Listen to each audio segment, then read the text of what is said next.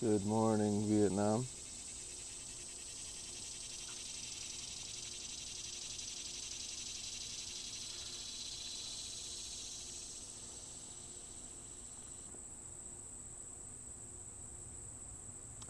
So, there's a couple points that I have here. Um, and the first thing is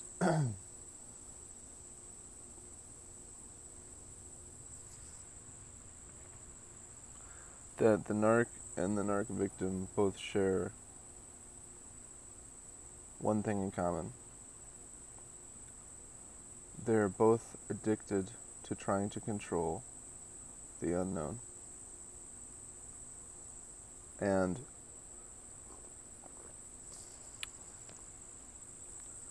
the narc says, don't worry, I've got it because I've always got it, because I'm me, because I'm awesome, just trust me.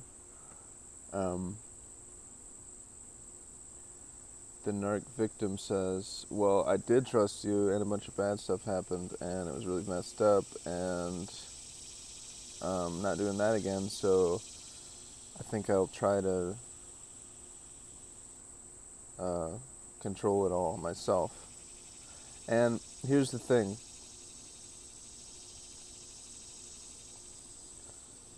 When the narc victim realizes that they've been duped by somebody claiming to be an expert,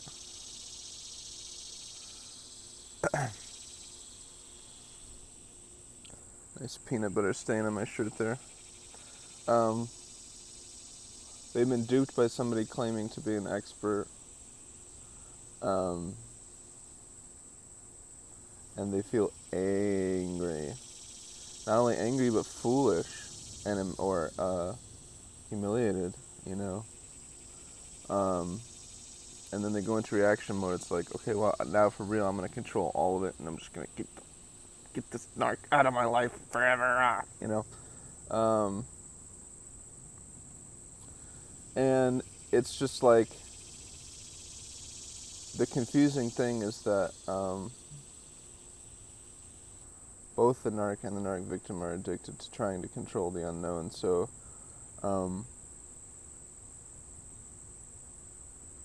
neither one of those perspectives is correct. The narc isn't correct. The narc victim isn't correct. There's a third way, which is getting comfortable with the fact that you don't know what's going to happen and getting into being.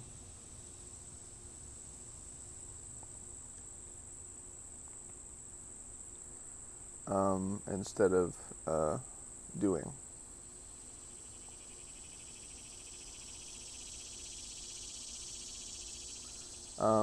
Being, because everything has to be processed.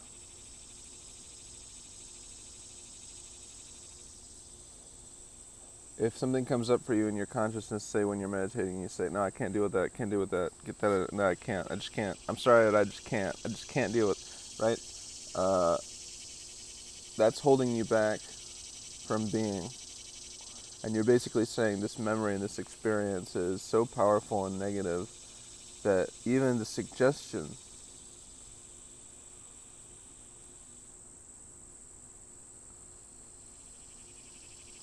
of thinking about it is traumatic for me. So, yeah, you're stuck on that.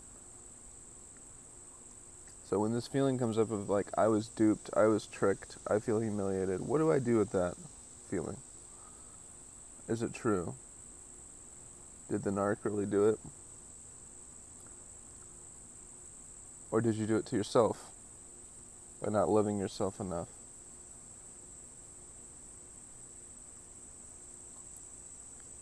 By not trusting yourself enough to the point where you gave your trust over to someone else? Why did you do that? That wasn't a good one. That wasn't a good idea, you know. So it's kind of a paradoxical thing here, because when you're talking about a narc victim, they didn't do anything wrong.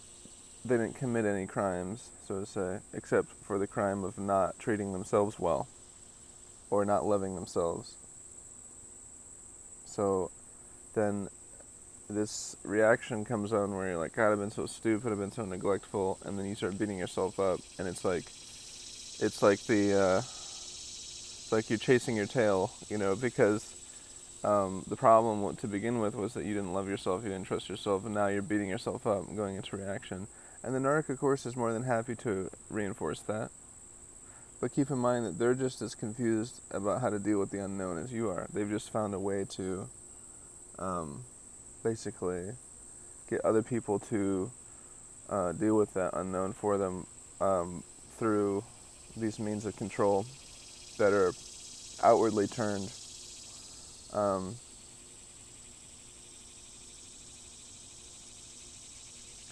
you know, there's a term called paper tiger, which is something that's used to describe something that appears to be something that's a threat and really isn't. And when you're talking about the so-called unknown, you're talking about being afraid of a moment at some point in time in the future while sitting here in this moment. Now, you're not afraid of this moment, not really. Like, okay, I'm in this moment, so I'm not afraid of the moment, I'm afraid of something in the future. But that future thing is only another moment, and it's not going to be, then in that moment, when you get to that moment in the future, then you'll be afraid of something else in the future, right? So this is a confusion about what am I really guilty of here, because I know something went wrong. If you just came out of a narc relationship, it's like something went really wrong, and I feel like I was tricked, and I feel like I wasted a bunch of time, potentially even put, loved ones in danger or whatever, like awful things, right? So what crime did you commit? You committed the crime of not loving yourself, not trusting yourself, and trusting someone else that is out of their mind, is not worthy of being trusted. But it's really hard because what you really need to do is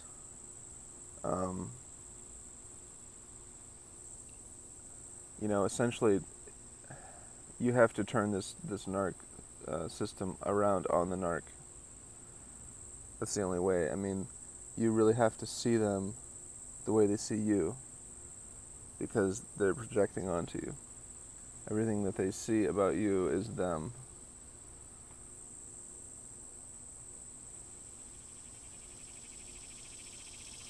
So, I mean, it's like, if you're in this reaction mode, like, God, I was screwed over, I hate narcs, I hate this guy, I hate this woman, this person.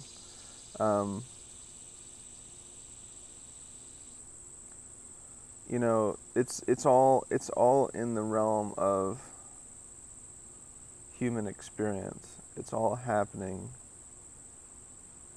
to us as humans, and humans are very limited.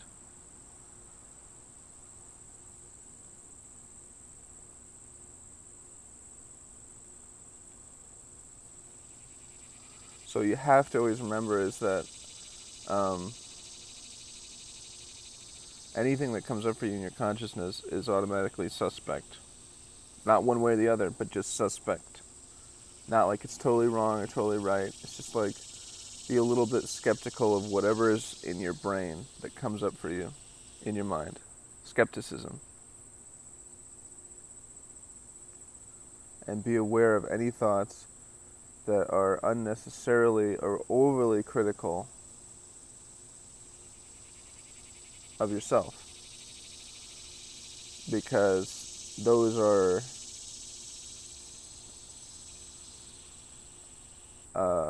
self-limiting beliefs that narcs latch onto and cling onto. And another thing that happens during this process is the narc victim is witnessing this stuff that the narc is doing, and they become obsessed with trying not to be like that. Like, for God's sake, I've been hurt, I've been beaten, I've been pushed around, but please let me just not be like this narc. you know. Um, and it's an irrational fear. It's an irrational fear. You're never going to be anywhere near that. And if anything, you could take a little bit of what they're doing and be a little bit more of narcissistic um, person, and that would probably help a little bit more of that self-love.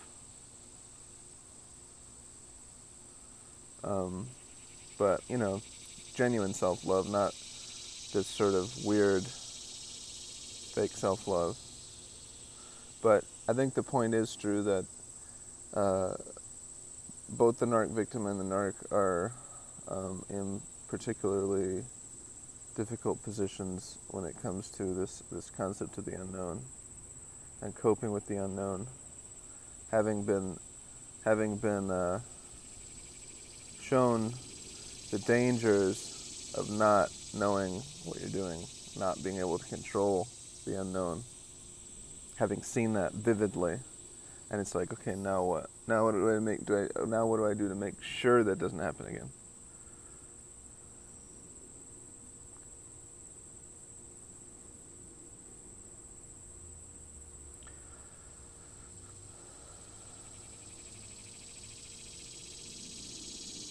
Somehow you have to be able to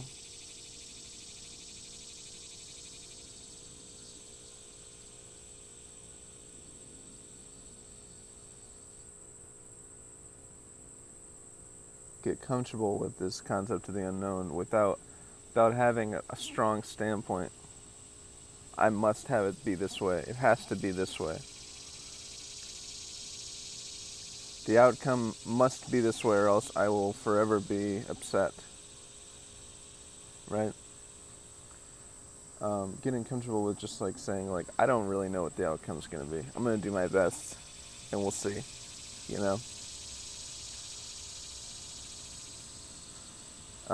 Because there's too many factors in life to control it all. And I can appreciate this idea of wanting to be a high-achieving person and get everything out of life that you can, but a lot of that is also working with life and allowing life to come into your world and affect you instead of just imposing on yourself on life like this must be so.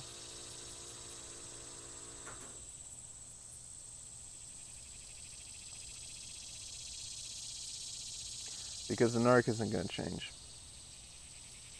They're not going to suddenly wake up and realize they've been a jerk. So you need to change. And the first thing is love yourself unconditionally. Learn how to be okay with the unknown. And stop trusting the narc. Stop trusting them. Don't get angry. Don't go into reaction, because that's another form of resistance. But stop buying them. Start invalidating their position the same way that they invalidate yours. Because their position is the one that deserves to be invalidated. But ironically, of course, they project that onto you, and then you take that on instead of them. But you don't have to. It's a choice you're making. Make the right choice.